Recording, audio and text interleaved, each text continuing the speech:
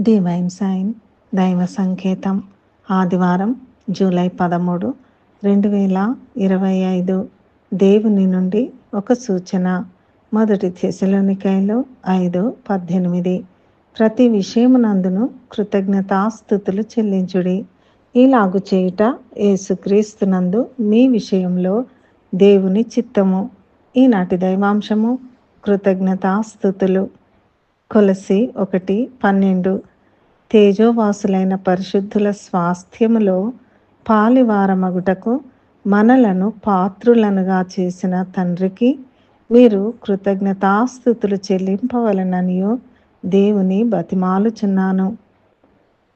దేవుని సన్నిధికి, ఆయన మందిరానికి, ఆయనను ఆరాధించుటకు మనం వెళ్ళాలి. దేవుడు చేసిన మేలులను, మహోపకారములను బట్టి ఆయనకు కృతజ్ఞతలు చెల్లించాలి. కీర్తనలు పాడుతూ, ఆయనను స్తుతిస్తూ, ఆయన సన్నిధిలో ఆనందించాలి.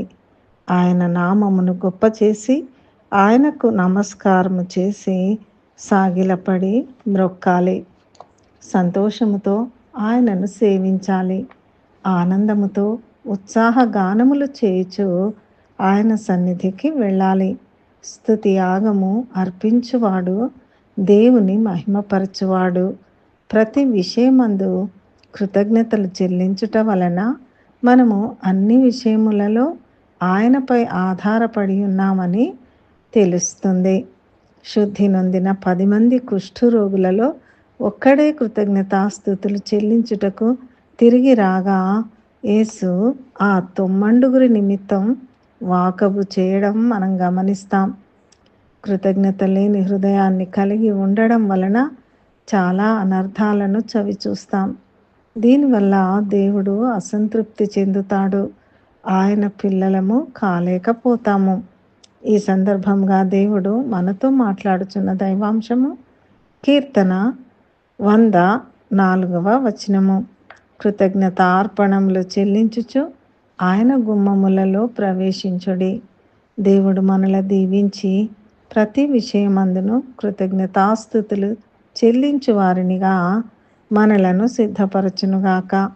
ప్రార్థన. మా ప్రియ పరలోక తండ్రి, తేజోవాసులైన పరిశుద్ధుల స్వాస్థ్యములో పాలివారమగుటకు పాత్రులుగా మమ్మును చేసినందుకు నీకు మా వందనములు. ప్రతి విషయమందు కృతజ్ఞతార్పణములు చెల్లించుచు నీ గుమ్మములలో ప్రవేశించుటకు నీ కృప మాకు దయచేయము. యేసు నామములో ప్రార్థిస్తున్నాము తండ్రి. ఆమెన్.